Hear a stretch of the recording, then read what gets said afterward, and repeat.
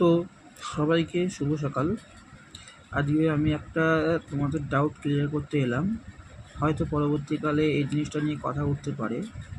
দেখো, আমার কিন্তু দুটো মোবাইল, ঘরে দুখানা টিভি চলে। আর যারা একটু জানো তারা জানো, আজকালকার টিভি কিন্তু অ্যান্ড্রয়েড টিভি। টিভিতেও কিন্তু ফেসবুক আছে, টিভিতেও কিন্তু ইউটিউব আছে, টিভি থেকেও কিন্তু লগ ইন করে মানুষকে সময় দেওয়া যায়। তো সুতরাং আমার কিন্তু দুখানা আইডি কিন্তু অ্যাট আ টাইম ঘুরে বেড়ায়, ঠিক আছে?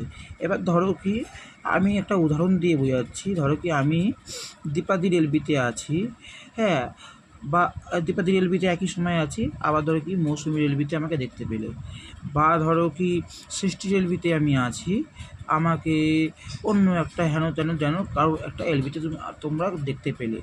কারণ সবাই সব এলবিতে ঘুরে বেড়ায়। তা কেউ কিন্তু ভেবো না যে আমি সৃষ্টিকে সময় দিচ্ছি আবার ওকেও সময় দিচ্ছি, এইভাবে তো ইউটিউব আমাকে সময় দেবে না, তা কিন্তু না।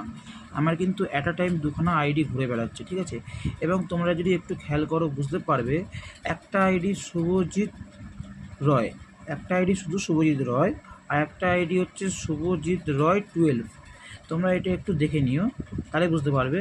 আমার কিন্তু দুটো আইডি সবসময় ঘুরে বেড়াচ্ছে সবার এলবিতে। সুতরাং তোমরা কখনো এটা ভাববে না যে শুভজিৎ ধরো কি সৃষ্টিদির এলবিতে আছে, তাহলে আবার শুভজিৎ মৌসুমীর এলবিতে কী করে চলে গেল।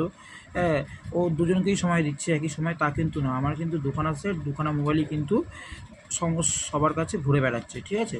সুতরাং এটা বলার জন্যই তোমাদের বলেছিলাম, পরবর্তীকালে এটা নিয়ে কথা উঠতে পারে। আমি আজকে এটা লাইভেও একবার বলে দেবো, ঠিক আছে? তো চলো, এখনকার মতন এইটুকুনি বলার ছিল।